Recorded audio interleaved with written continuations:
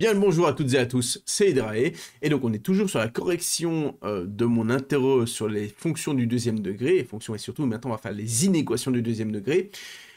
Euh, voilà, bah let's go en fait, hein. J'ai pas assez causé, hein, il est temps de bosser. Hein. Alors on a déjà fait les deux premières questions dans la première vidéo. Oui voilà, c'est ça qui me manquait, je cherchais un truc qui me manquait à dire, c'est la partie 2. La partie 1 on a déjà fait les questions théoriques, donc les questions qui se ramènent plutôt à comprendre les fonctions du deuxième degré. C'est quand même assez important pour cette deuxième partie, hein, clairement. Clairement, le seul parti que j'ai réutilisé de la première vidéo, c'est que le A, là, c'est lui qui détermine la concavité. Si le A est positif, la fonction est à concavité vers le haut. S'il est négatif, la concavité est tournée vers le bas. C'est le seul élément que je vais réutiliser. Ici, on va se concentrer sur les 4... Ouais, 4... on s'amuser. 4 inéquations qui sont là. On va essayer de tout redétailler pour bien comprendre. Parce que c'est vraiment une partie, il faut savoir ce qu'on fait. Hein. Et en anticipation de l'interro suivante, en plus sur le domaine, où je vais certainement vous renvoyer vers cette vidéo aussi pour quand je ferai le domaine, tellement c'est indispensable que les inéquations soient bien comprises pour pouvoir faire les domaines après. Bon bah allons-y, on va commencer par la première, hein, enfin la numéro 3, la première des inéquations. Let's go. C'est pas ça. Salut. C'est pas là, mais c'est le bon bouton. Ok, allons-y. Alors, la stratégie, je vous montre. Mon but, dans ma vie, pour ces quelques instants à venir, c'est de connaître le signe qui m'est demandé. Hein. Il faut bien comprendre déjà que la question qui vous est posée, quand on dit résoudre en R, c'est trouve les valeurs de X pour lesquelles. Et quand on vous dit plus petit ou égal à 0, ça veut dire en français négatif. Donc trouve les valeurs de X pour lesquelles cette fraction-là est négative. Donc ce qui m'intéresse, si je sais quand c'est négatif, je sais aussi quand c'est positif, hein, c'est le reste du temps. Hein. Sauf quand ça vaut 0, ok. Mais donc ce qui va m'intéresser, c'est de connaître le signe complet, en fait. Hein. On va pas se limiter au négatif, on va absolument tout connaître. En fait, tout connaître et connaître le positif, c'est pas plus compliqué. Donc on va tout connaître. Ça, c'est mon but, c'est de faire un tableau de signes, puisque moi, je suis intéressé par le signe. Et mon but final, c'est de connaître le signe de cette fraction-là. Comment je vais faire ça?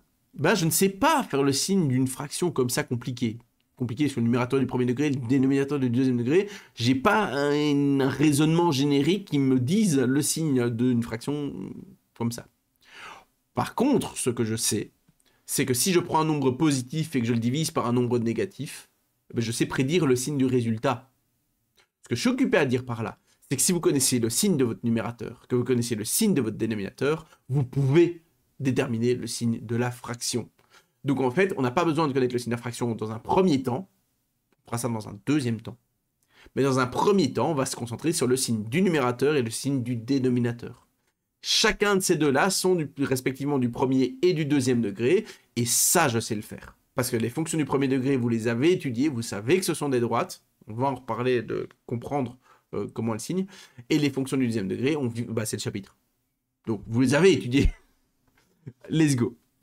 Donc, l'idée, c'est ça, c'est qu'on va étudier le signe du numérateur et le signe du dénominateur. Alors, je précise, dans cette partie-ci, je vais aller vite. En fait, je vais donner, quand c'est évident, pour moi. Ouais, je suis prof quand même. Quand je vois tout de suite les racines, je vais les donner. Le but, je vais donner le calcul à résoudre et la réponse finale. Si calculer un delta ou isoler x, vous savez le faire. Si vous ne savez pas le faire, vous n'avez rien à faire à travailler les inéquations du deuxième degré. C'est aussi simple que ça. Donc, je vais juste donner les solutions quand elles me sautent au-dessus. Si tu as gagné du temps, déjà la vidéo va prendre 3 plombs, mais c'est normal, c'est un gros morceau.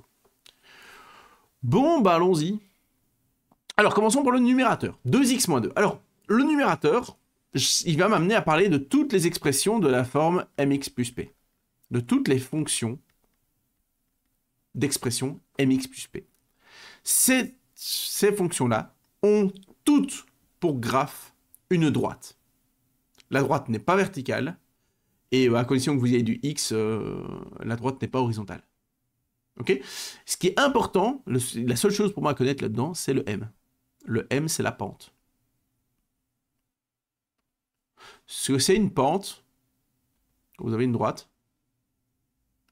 Je fais un petit rappel vite fait, hein, mais sinon il y a des vidéos qui expliquent ça plus en détail, mais une pente, c'est de combien je monte divisé par combien j'avance. Delta y sur delta x. Ce qui a pour conséquence que si vous avancez de 1... non, en blanc. Si vous avancez de 1, bah, la pente est de combien vous montez ou descendez. Ok? Autrement formulé, si M est positif, ça monte. Si M est négatif, ça descend. Aussi simple que ça. Ok. La première étape pour déterminer le signe de 2x-2, donc c'est de comprendre d'abord le graphe auquel vous avez affaire. 2x-2, le M, c'est ce qui multiplie x. Hein. C'est 2. Donc ça monte. Si ça monte, le graphe, il est quelque chose... Ouais, si, en blanc. Si ça... En blanc si c'est... Pardon pour vos oreilles. Si ça monte, c'est que vous venez d'en bas. Donc d'abord, vous étiez négatif. Les images, je parle bien des images. Hein. Les images étaient négatives, puis les images sont arrivées à 0, puis les images sont positives. Ok? Et donc, ce qui m'intéresse, c'est trouver le moment où ça change. Puisque je sais qu'avant, c'est moins et avant, c'est plus. Si M avait été négatif, bah, ça aurait été une fonction qui descend. Et donc, vous aurez été plus, 0, moins. Ok? Donc, première étape, trouver quand est-ce qu'on coupe l'axe X, c'est-à-dire trouver les racines. C'est-à-dire qu'il faut résoudre l'équation 2x moins 2 égale 0. Et donc, vous avez que x est 1. Ok. Je sais donc qu'il se passe un truc en x égale 1. Je vais mettre au milieu parce que je ne connais pas encore les racines de l'autre. Non, je vais tricher. Ok, c'est bon, il n'y a pas de racines en dessous. J'ai un peu triché pour faire un beau dessin, mais... Enfin, pour faire un beau tableau. Donc voilà, on sait qu'en 1, pour l'instant, on va le faire quand même l'autre. Hein. On sait qu'en 1, 2x moins 2 vaut 0. Il faut bien lire comme ça. J'insiste sur comment lire le tableau de signes, parce que c'est hyper important. Hein. Lorsque x vaut 1, alors 2x moins 2, bah 2 fois 1 moins 2, ça vaut 0. C'est comme ça qu'il faut le lire. Ou alors, encore, pour la partie avant, par exemple, on a un moins ici, et puis un plus là, puisque ça monte. Ça vient d'en bas, puis ça monte. Il faut lire ça comme ça. Lorsque x est avant 1, 2x moins 2 est négatif. Vous pouvez tester, hein, je veux dire, il n'y a même pas besoin de... En fait, tout ce que j'ai raconté avant, on peut aussi faire autrement. Hein. Vous pouvez vous dire que si x est avant 1, genre par exemple 0, bah 2 fois 0 moins 2, ça fait moins 2, c'est négatif. Ça marche aussi. Il n'y a pas que la pente. C'est juste que la pente, en fait, on a tellement besoin pour la suite des maths que bah, vous n'avez pas le choix de le connaître à un moment ou à un autre. Alors autant le connaître tôt. C'est plus pratique. Pour le deuxième, le dénominateur, je vais donc, pareil, c'est une parabole. Donc la parabole, bah, je ne sais pas, peut-être qu'elle coupe l'axe X. Et donc dans ce cas-ci, elle serait plus 0 moins 0 plus. Ce qui est important, c'est qu'une fois qu'on a trouvé les racines, là et là, j'ai zoomé un peu. Une fois qu'on a trouvé les racines, ce qui est important, c'est le signe de A. Ici, A est positif. Ce qui veut dire qu'on est plus quand on est loin des racines, et juste qu'entre les deux racines, ça devient moins. Ou alors, il est possible que votre parabole, peut-être qu'elle ne va pas couper l'axe X. Peut-être que votre parabole, elle sera comme ceci. On va imaginer un A négatif, allez, on va changer. Si votre A est négatif et que vous ne coupez pas l'axe X, vous êtes peut-être comme ceci. Ok, donc il n'y a pas de racine, ben ça tombe bien, dans ce cas-là, vous êtes moins tout le temps. Et donc ici, votre A, il est négatif. Donc en fait, il y a plusieurs scénarios, mais on peut rassembler tous les scénarios en une phrase, qui est signe de A partout, sauf entre les racines, lorsqu'il y en a. S'il n'y en a pas, c'est juste signe de A partout. Et cette phrase-là, je vais l'utiliser abondamment pour la vidéo, parce qu'elle est la conséquence de cette réflexion-là. Sinon, je vous renvoie vers la vidéo théorie pour bien comprendre ça, mais j'ai quand même fait un petit rappel, parce que c'est trop important. Je ne peux pas expliquer dans la théorie, dans les exercices, sans avoir ça en tête. Donc vous ayez ça en tête. Et donc la première étape, comme toujours, c'est de chercher les racines. Donc je vais résoudre x carré moins 4x plus 5 égale 0. C'est une équation du deuxième degré qui est égale à 0. On peut donc essayer de faire un delta. On a donc b carré, ça fait 16, moins 4ac, ce qui fait donc 16 moins 20. C'est donc un nombre négatif. Je m'en tape que ça fasse moins 4. C'est négatif, ça veut surtout dire qu'il n'y a donc pas de racine. S'il n'y a pas de racine, ça veut dire qu'on est dans un scénario où c'est signe de A partout. En fait, ici, comme A c'est 1, c'est le nombre de x carré, hein, eh bien, on est dans le scénario ici. Votre parabole est au-dessus. est tournée vers le haut, donc elle ne coupe pas l'axe X. Et donc c'est plus tout le temps signe de A partout. Quelle que soit la valeur de X, X carré moins 4X plus 5 donnera toujours un nombre... Pourquoi j'efface en fait donnera toujours un nombre positif. Et lorsque je connais le signe de 2x moins 2 et de x carré moins 4x plus 5, je peux faire la division. Moins 0 divisé par plus, ça fait 0. Plus divisé par plus, ça fait plus. Et maintenant que je connais le signe de ma fraction, je peux enfin répondre à la question. La question est, quand est-ce que c'est négatif ou éventuellement 0 ? Bah, la réponse est donc ici. Et pour être très précis, la question, quand je dis quand est-ce que c'est, je veux dire par là, pour quelle valeur de x est-ce que c'est négatif ou 0. Donc les solutions, je dois les lire à la ligne des x. Et lui est compris, hein, parce que le 0 est OK. Hein. J'ai mis une croix, mais comprenez bien, c'est OK. Hein. Et donc les solutions, la solution à mon équation, que je vais écrire là-bas, bah, c'est tous les nombres x qui vont de moins l'infini jusque 1. Voilà. OK ? Voilà pour la première des inéquations. Bon, j'ai pris beaucoup de temps sur la première. Je sais que j'ai encore prendre du temps sur les autres. Hein. Je ne vais pas vous mentir que cette vidéo va durer pas longtemps, surtout que vous avez déjà la durée sous les yeux et pas moi, puisque je suis occupé de tourner. Mais voilà, là vous avez compris la clé de quasiment tout. Maintenant, let's go. Hein. La suite. Je fais un peu de place et on revient. Deuxième question, exactement la même stratégie de réponse. Donc on va pouvoir y aller. Hein. Tableau de signes, première ligne pour la première, 2x moins 2x plus 1. Deuxième ligne pour 2x carré moins 3x moins 5. Ça me permet de faire le produit des signes. Hein, je sais déterminer le signe d'un produit. Et après, je regarde quand c'est négatif. Allez, let's go, on y va. Donc il va nous falloir un tableau de signes. Dans lequel j'ai pas laissé assez de place du tout. Donc j'ai besoin de, au final, moins 2x plus 1 fois 2x carré moins 3x moins 5. Hop. Voilà. Et évidemment, il y a la ligne des x. Et je vais commencer par regarder, les racines. Hein. Faire le signe de moins 2x plus 1 et de 2x carré moins 3x moins 5. Let's go.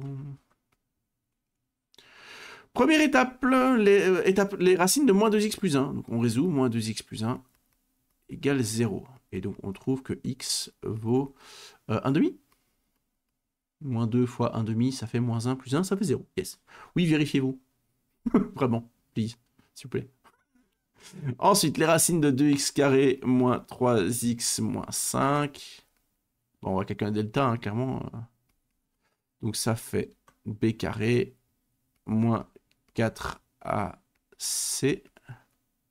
Donc on est à 9 plus 4 fois 5, 20 fois 2, 40. Oh, ça fait 49, c'est le nombre entier, c'est vraiment trop chouette. Et donc les solutions, les deux racines sont... Je commence à décaler parce que sinon je vais écrire sous ma tête. Et donc x1, x2 sont moins b, donc 3, plus ou moins racine de 49, 7, sur 2a. Ce qui nous fait 10 quarts, ce qui fait 5 demi, et moins 4 quarts, qui fait moins 1. Voilà. On peut écrire toutes les racines dans l'ordre, bien sûr. Il faut bien penser que c'est l'axe x. Hein. Il y a une notion d'ordre dans ce qu'on occupe à faire. Hein. Donc, la plus petite, c'est moins 1. Et ensuite, on est à 1 demi. Et ensuite, on est à 5 demi. Alors, maintenant, je peux placer mes racines. Donc, moins 2x plus 1, il avait une racine, c'était en 1 demi. Et 2x carré moins 3x plus 5, il avait une racine en moins 1 et une racine en 5 demi. Voilà, il faut au minimum une colonne avant ou entre chaque truc. Donc là, il faut une colonne entre et après. Donc les 4 colonnes en jaune plus les 3 racines, ça fait 7 colonnes au minimum. Après, vous en mettez 18 si vous avez envie, mais ça ne sert à rien. Ok, ah ben, allons-y. Moins 2x plus 1, on a déjà fait le raisonnement dans le premier exercice. C'est premier degré, donc c'est une droite, donc il faut regarder la pente. Moins 2, ça descend, donc ça vient d'en haut. Ça vient d'en haut. Puis ça coupe 0, et puis c'est en bas. 2x carré moins 3x moins 5, lui c'est une parabole. Il faut regarder le signe de A, c'est 2. Donc elle est tournée vers le haut, ce qui veut dire que c'est signe de A partout, sauf entre, où ça passe en dessous.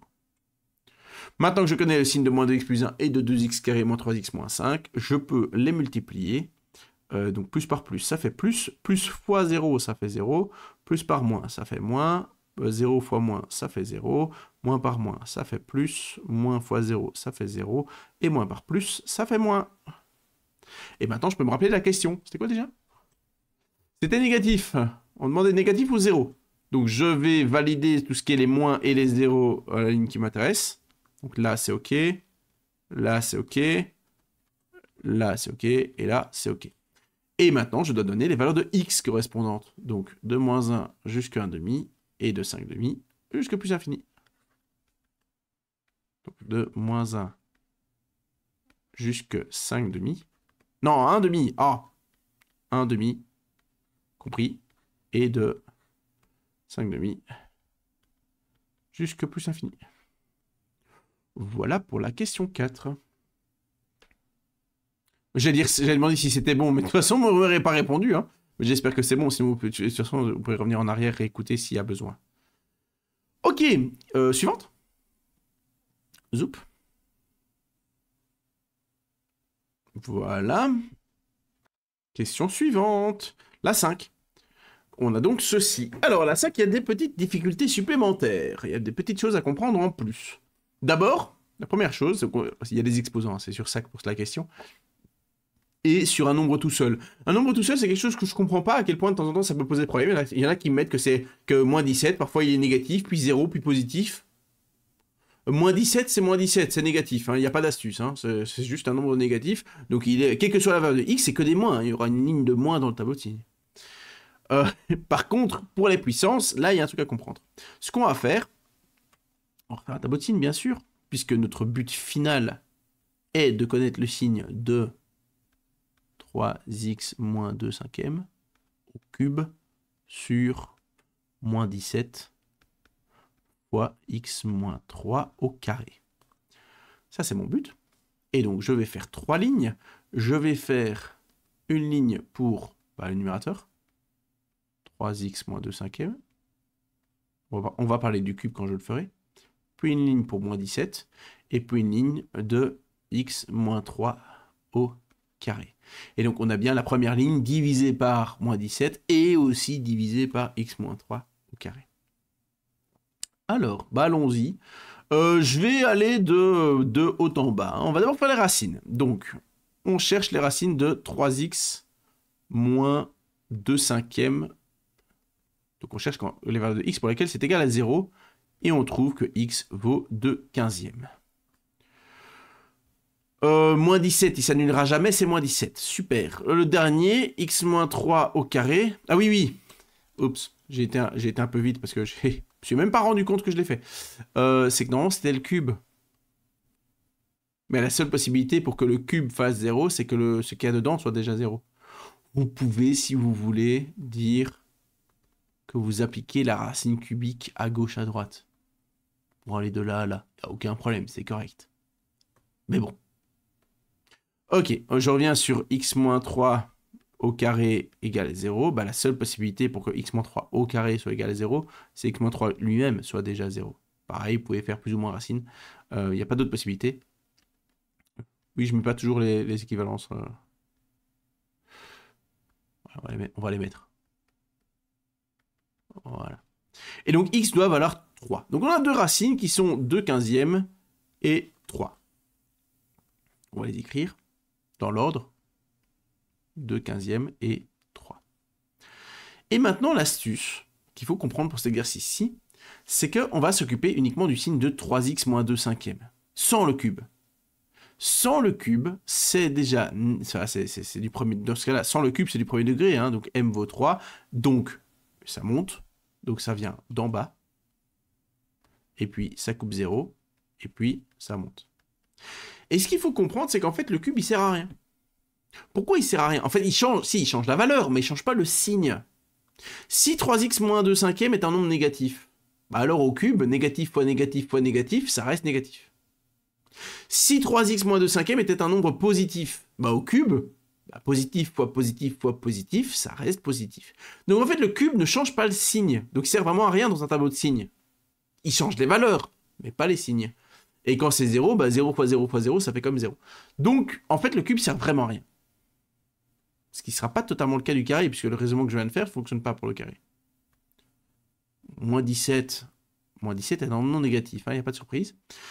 Et donc, pour le carré, je disais, normalement, il faudrait faire les signes du deuxième degré, mais en fait, ici, de toute façon, un carré, c'est de toute façon positif, ça c'est une chose. Et de la même manière, on pourrait faire le raisonnement suivant. Si x-3 à l'intérieur de la parenthèse, si jamais le x-3 là était négatif, bah, au carré, ça ferait quand même positif. Si le x-3 lui-même était positif, bah, au carré, ça resterait positif. Donc tout devient positif, sauf les zéros qui restent 0, bien sûr. Donc ça pour les exposants. Et en fait, ça ne fonctionne pas que pour les exposants 2 et 3, ce qu'on a dit. Hein. Pour les exposants impairs, ça ne change jamais le signe. Et pour les exposants pairs, tous les moins deviennent des plus. Les plus restent des plus, les zéros restent des zéros. Donc voilà. Ensuite, je fais ma division. Donc on a négatif divisé par négatif et aussi divisé par positif. Donc ça fait plus. 0 divisé par un négatif et un positif, ça fait quand même 0. Plus divisé par moins et divisé par plus, ça fait moins. Plus divisé par moins, divisé par 0. Je ne peux pas diviser par 0. Plus divisé par moins, divisé par plus, ça fait moins. Maintenant, je lis la question. La question... Oups, raté. La question est décédée. La question est quand c'est négatif ou 0. Je cherche les moins et les zéros. Donc là, pas lui. Et lui. Et les valeurs de x qui provoquent ça sont donc de 2 cinquièmes jusque 3, mais pas lui. Et de 3 à plus l'infini. Donc la solution, c'est de 2 cinquièmes, de 15e, pardon, jusque 3, ouvert, on ne prend pas. On recommence à 3, ouvert. Et on ne s'arrête jamais. Voilà pour l'exercice. Ok? On y va pour le dernier. Petite pause. C'est parti pour le dernier exercice. Même principe, nous avons une fraction. Et donc, on va s'intéresser au signe du numérateur et au signe du dénominateur. Le petit problème que vous avez peut-être déjà repéré, c'est que le numérateur, c'est du cube. C'est x cube plus 2x carré moins 3x. Et on n'a pas de règle générale des signes pour le troisième degré. Donc, il faut trouver une solution. Et la solution qu'on va faire, c'est évidemment de ne pas rester sur le troisième degré, parce que ça, on ne sait pas le gérer. On doit donc trouver autre chose. Imaginez même Horner ou un truc comme ça pour factoriser, parce que factoriser, ça vous ramène une multiplication, et ça, vous savez gérer. Il y a d'autres méthodes de factorisation qu'Horner, hein, c'est un peu overkill ici. Mais ce qu'il faut repérer, c'est qu'il y a du x et du x. Et donc, on peut mettre x en évidence. Donc, en fait, je vais réécrire la question. Je vais la réécrire x fois x carré plus 2x moins 3 divisé par moins x carré moins 5x moins 6. Voilà, ça va être un peu plus facile. Donc ça me permet de faire donc 3 lignes. Il y a une ligne pour le numérateur, pour le x, une ligne encore pour le numérateur pour x carré plus 2x moins 3, et une ligne pour le dénominateur, moins x carré moins 5x moins 6. Voilà. Première étape, chercher les racines. Là, je vais les donner un peu plus rapidement parce que je vois que ça se met bien. Ce sont des nombres faciles à trouver. Alors, x carré plus 2x moins 3 égale à 0. Vous faites vol delta, etc., etc. Alors, je réfléchis. Ça fait moins 3 et 1. Ouais, moins 3 et 1. Pour ceux qui se demandent ce que je suis occupé à faire pendant que je regarde mon écran, parce que c'est en live, hein, j'ai pas cut, hein. C'est que j'ai fait la somme et produit. Je vous renvoie vers la vidéo, vers la somme et produit si ça vous intéresse. Et le dénominateur... c'est moins 1 et moins 5. Et moins 1 et moins 5. Je teste toujours. Hein. Moins 1 plus 5 et... c'est moins 2 et moins 3. Hop. Donc, là... il y a moins 2 et il y a moins 3. Ok, ça me permet d'avoir les racines. De toute façon, vous faites un delta. Hein. Vous mettez égal 0, vous faites un delta, tout le monde sait faire ça ici. Hein. Je peux savoir qu'il aille super vite. Donc les valeurs de x qui vont être intéressantes, ça va être moins 3, moins 2 et 1. Je vais pas vérifier ma racine ici. Moins 4 plus 10, moins 6, ça marche. Parfait. Et l'autre avec le 1, je peux vérifier. 1 plus 2 moins 3, ça fait 0. Ok, nickel. Ah oui, j'ai oublié les racines du x aussi. X, il s'annule en 0 jusqu'à preuve du contraire. X, il s'annule en 0. Quelles sont les valeurs de x pour lesquelles x vaut 0? Compliqué. Ok. Et évidemment, mon but est d'avoir, au final, ma fraction. Hein. X fois x carré plus 2x moins 3 divisé par moins x carré moins 5x moins 6. Alors, x s'annule en 0, et avant d'être négatif, x est négatif. Avant d'être 0, x est négatif, oui, forcément. Et après être 0, x est positif. Lorsque x est plus grand que 0, x est plus grand que 0. Oui, tout à fait. Alors, x carré plus 2x moins 3. Lui, il s'annule en moins 3, et il s'annule en 1. C'est du deuxième degré, donc signe de A partout. Le A, c'est 1.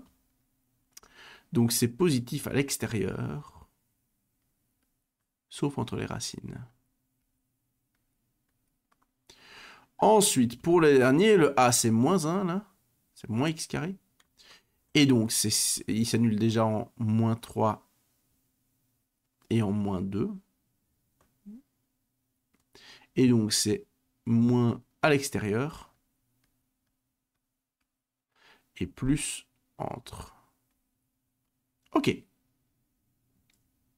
donc, je peux faire le tableau de signes. Du coup, on a moins, là, moins divisé par plus, moins fois plus, pardon, moins fois plus divisé par moins. Donc, ça veut dire plus. Moins fois 0 divisé par 0, je ne peux pas diviser par 0. Moins fois moins, ça fait plus, divisé par plus, ça fait plus. Moins fois moins, ça fait plus, divisé par 0, je ne peux pas diviser par 0. Moins fois moins, ça fait plus, divisé par moins, ça fait moins. 0 fois moins, ça fait 0, divisé par moins, ça fait reste 0. Plus fois moins, ça fait moins, divisé par moins, ça fait plus. Plus fois 0, ça fait 0, divisé par moins, ça fait toujours 0. Et plus fois plus, divisé par moins, ça fait moins.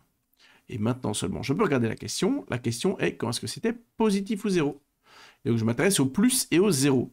Donc, je ne m'intéresse pas à lui. Par contre, le plus, oui. Pas à lui.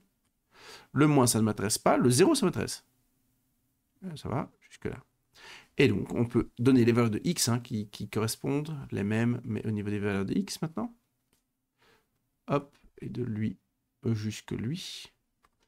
Et donc, j'ai que la solution est... Alors, ça commence à... Enfin, à partir de moins l'infini, je peux dire. Jusque moins 3, non compris. Mais on reprend à moins 3 tout de suite. Jusque moins 2. On s'arrête toujours non compris. Et on recommence à 0 compris cette fois. Jusque 1 compris. Et voilà. On a la solution. Voilà. Bon, on s'arrête là. J'espère que ça vous a été utile. J'espère que l'interro va bien se passer. Et on se retrouve à très bientôt pour de prochaines vidéos. Salut!